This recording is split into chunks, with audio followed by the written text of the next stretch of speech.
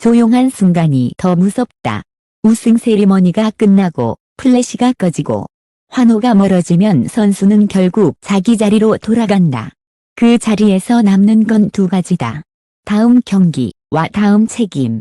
안세영의 2025년은 이 두 단어가 유난히 크게 들린 해였다. 성적은 정상급 흐름을 탔다. 경기력은 흔들리지 않았다. 어떤 날은 무패라는 단어가 헤드라인에 붙을 만큼 압도적이었다. 그런데 이상했다. 보통은 이쯤 되면 표정이 풀리고 말투가 부드러워지고 이제 즐기겠다는 문장이 나온다. 안세영은 반대였다. 더 차갑고 더 예민하고 더 독해졌다. 이기는 장면이 많아질수록 오히려 승리에 더 집착하는 듯 보였다. 그리고 여기서 자극적인 문장이 만들어진다. 마이너스 2025년 전 세계 수입 1위. 이 표현은 범위와 기준에 따라 달라질 수 있는 말이다. 종목이 다르면 비교 자체가 성립하지 않기도 한다. 하지만 한 가지는 분명하다. 2025년에 안세영을 둘러싼 돈의 구조가 달라졌다는 것. 상금만이 아니라 계약과 노출과 브랜드 가치가 한꺼번에 움직이기 시작했고 그 움직임이 안세영을 더 독하게 만들고 있다는 것. 그래서 오늘의 이야기는 미담이 아니다. 열심히 해서 성공했다로 끝낼 수 있는 이야기라면 이미 수백 번 반복됐을 것이다. 우리가 파고들 건 더 불편한 진실이다. 돈이 늘수록 왜 더 불안해지는가? 무패에 가까운 흐름인데도 왜 더 날카로워지는가? 승리에 미친 듯 집착하는 진짜 이유가 따로 있다는 말은 대체 무엇을 의미하는가? 코트 위 무패보다 무서운 것, 코트 밖에서 바뀐 가치의 단위. 선수의 수입을 말할 때 사람들은 상금을 먼저 떠올린다. 우승 상금, 준우승 상금, 대회 보너스. 숫자가 분명하고 기사로 쓰기 쉽고 팬들도 직관적으로 이해한다. 하지만 정상급으로 올라갈수록 진짜 큰 돈, 은 상금만으로 움직이지 않는다. 꿈은 결과다. 시장은 결과를 보고 움직인다. 그리고 시장이 움직이는 지점은 대체로 다음 계약이다. 정상급 선수의 수입은 여러 갈래로 흐른다. 대회 상금이 있고, 장비류 스폰서가 있고, 브랜드 모델 계약이 있고, 콘텐츠 출연과 행사, 글로벌 캠페인까지 붙는다. 여기에 성과에 따른 인센티브 구조가 얹히면 수입은 단순한 한 번의 지급이 아니라 유지해야 하는 곡선이 된다. 바로 여기서 선수의 삶은 바뀐다. 예전에는 경기만 잘하면 됐다. 이제는 경기를 계속 잘해야 한다. 한 번의 우승이 아니라 우승의 반복 가능성이 계약의 언어가 된다. 한 번의 화제가 아니라 다음 달에도, 다음 분기에도, 다음 시즌에도 노출이 이어질 수 있느냐가 협상의 언어가 된다. 이 순간부터 선수는 단지 승부하는 사람이 아니다. 브랜드를 관리하는 사람이 된다. 브랜드는 성적보다 더 잔인하다. 성적은 떨어져도 다시 올릴 수 있다. 브랜드는 한 번 흔들리면 회복의 시간이 걸린다. 더 중요한 건 브랜드는 늘 현재형을 요구한다. 지금도 1위인가, 지금도 이길 수 있는가, 지금도 흔들리지 않는가. 안세영이 2025년에 더 독해졌다면 그건 실력이 더 늘어서가 아니라 지켜야 할 것이 늘어서 일 수 있다.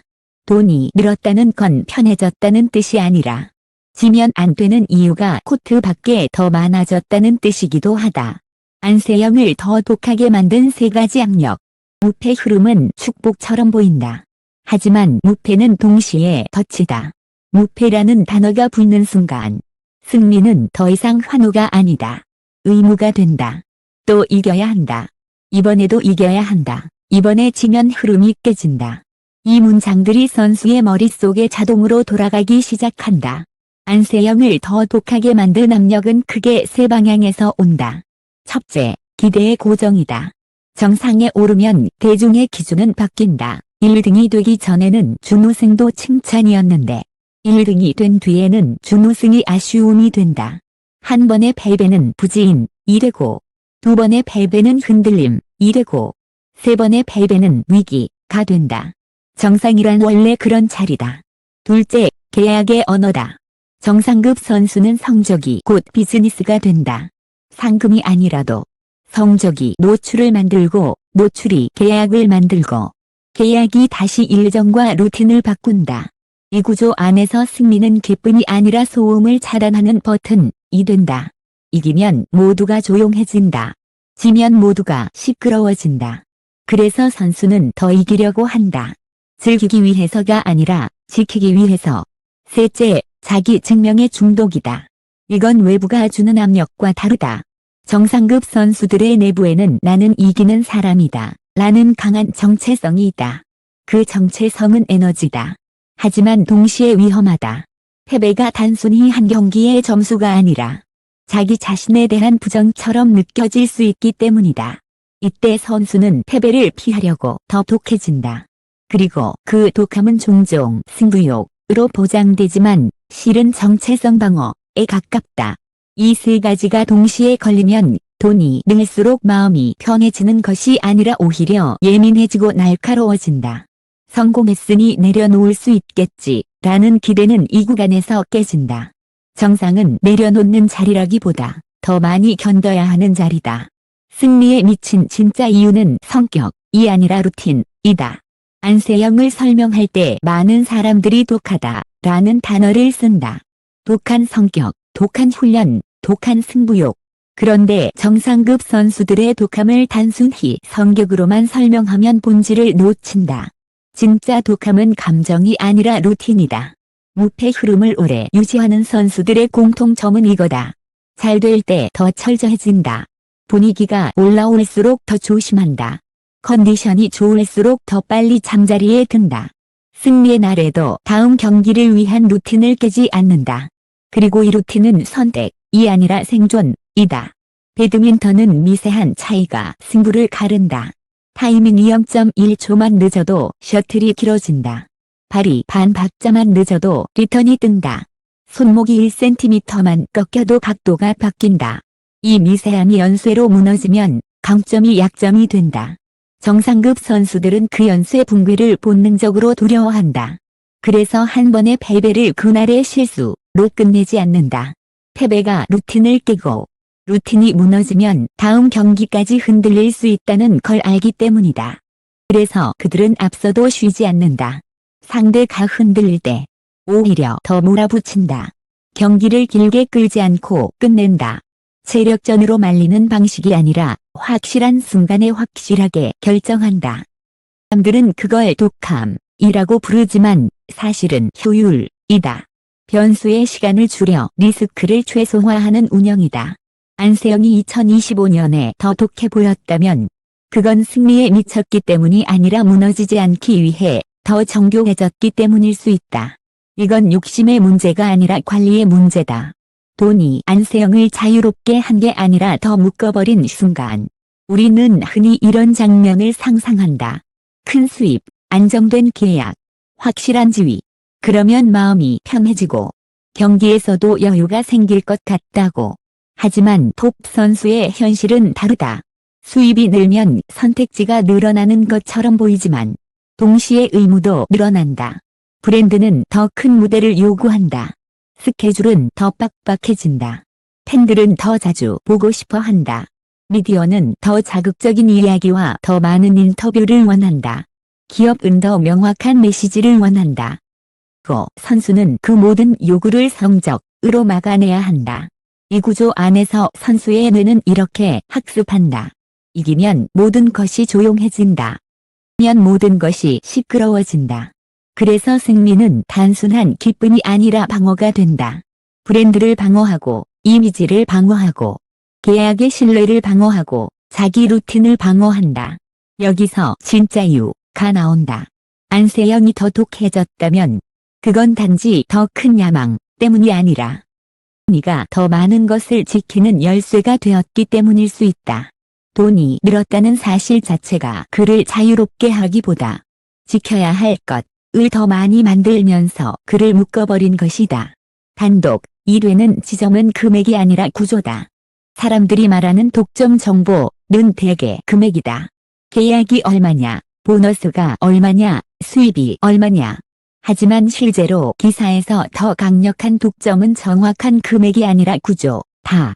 어떤 조건에서 어떤 보상이 발생하는지, 성과가 어떤 방식으로 계약에 반영되는지, 선수의 일정과 회복 루틴이 어떻게 설계되는지, 코트 밖의 압박이 실제로 어디에서 오는지, 이 구조를 보여주면 독자는 돈 이야기를 현실 이야기로 받아들인다. 예컨대 이런 질문이다. 이 쌓일수록 광고 단가가 어떻게 움직이는가? 노출이 늘어날수록 스케줄은 어떻게 조정되는가? 원정이 길어질수록 회복 루틴은 무엇이 바뀌는가? 그리고 그 모든 변화가 결국 경기력에 어떤 영향을 주는가? 이 질문의 답은 숫자 한 줄이 아니라 선수의 삶을 구성하는 디테일 안에 있다. 그리고 바로 그 디테일이 왜 무패인데도 더 독해졌나를 설명하는 열쇠가 된다. 전 세계가 놀라는 지점, 정상인데도 시장이 작다는 역설. 여기서 한 번 더 불편한 현실이 등장한다. 배드민턴은 전 세계적으로 팬층이 넓고 특히 아시아에서 강력한 종목이다. 하지만 메가 스포츠에 비해 시장 규모가 항상 같은 방식으로 움직이는 것은 아니다. 이 말은 무슨 뜻일까? 안세영이 정상에 올랐다고 해서 자동으로 모든 것이 따라오는 구조가 아닐 수 있다는 뜻이다. 어떤 종목에서는 1위가 되면 돈이 자연스럽게 따라온다. 어떤 종목에서는 1위가 돈을 만들어내야 한다. 시장을 넓히고 노출을 넓히고 브랜드를 확장해서 1위의 가치를 현실로 증명해야 한다. 이 역설은 선수에게 부담이 된다. 동시에 동력이 된다. 안세영이 승리에 집착하는 이유가 단지 트로피 때문이 아니라 승리가 곧 자신의 가치와 종목의 확장을 동시에 증명하는 방식이기 때문이라면, 그러면 독함은 욕심이 아니라 필연이 된다. 정상급 선수에게 승리는 개인의 기록이면서 동시에 시장과 대중을 설득하는 언어가 된다. 나는 우연이 아니다. 나는 계속 이긴다. 나는 흔들리지 않는다. 이 언어가 반복될수록 브랜드는 커지고, 브랜드가 커질수록 다시 지켜야 할 것이 일어난다. 다시 말해, 독함은 순환한다. 클라이맥스는 한 장면이다. 이기고 있는데도 더 이기려는 표정. 안세영의 가장 무서운 장면은 우승 세리머니가 아니다. 이기고 있는데도 더 이기려고 하는 순간이다. 보통 선수들은 앞서면 관리한다. 안정적으로 넘기고 리스크를 줄이고 시간을 먹는다. 그런데 정상급은 다르다. 정상급은 확실하게 끝내는 관리를 한다. 상대가 흔들리는 순간을 보면 쉬지 않고 몰아붙인다. 경기를 길게 끌지 않고 끝낸다. 여기서 사람들이 오해하는 포인트가 있다. 그걸 잔인하다 라고 말한다. 하지만 실제로는 리스크 최소화다. 변수가 늘어나는 시간을 줄여 다음 경기의 컨디션과 리듬까지 보호하는 운영이다. 상급 선수에게 경기 하나는 그날만의 승부가 아니다. 다음 경기, 다음 대회, 다음 시즌까지 이어지는 흐름의 일부다. 그래서 그들은 오늘을 빨리 끝내려고 한다. 끝내는 것이 더 큰 승리로 이어지는 걸 알기 때문이다. 이 장면을 보면 승리에 미쳤다는 말이 왜 나오는지 이해된다. 하지만 그 말은 반쯤만 맞다. 미친 건 감정이 아니라 설계다. 이기는 방식의 설계. 흔들리지 않기 위해 독해지는 설계. 그것이 안세영을 만든다. 결론, 무패는 끝이 아니라 시작이고 시작은 사람을 더 독하게 만든다. 2025년의 안세영은 확실히 달라졌다. 성적의 흐름이 강해졌고 코트 밖의 기대와 책임도 커졌다. 수입 구조가 커졌다는 말은 단지 돈이 늘었다는 뜻이 아니라 브랜드와 일정과 노출과 이미지가 한꺼번에 움직이기 시작했다는 뜻이다. 그리고 그 움직임은 선수를 더 독하게 만든다. 그래서 결론은 이렇게 정리된다. 세영이 승리에 집착하는 진짜 이유는 단순히 더 많은 우승이 아닐 수 있다. 승리는 이제 기쁨만이 아니라 방어이고 루틴이고 브랜드이고 시장을 설득하는 언어가 되었다. 그 모든 것을 한 몸에 아는 선수가 더 독해지는 건 어쩌면 자연스러운 일이다. 그리고 우리가 마지막으로 던져야 할 질문은 이것이다. 안세영의 독함을 근성이라는 단어로만 소비할 것인가? 아니면 그 독함을 만들어낸 구조, 시장, 노출, 기대, 계약의 논리까지 함께 바라볼 것인가? 무패는 끝이 아니다. 무패는 시작이다. 그리고 시작은 언제나 가장 강한 사람을 더 강하게 만든다. 더 정확하게 말하면 더 독하게 만든다.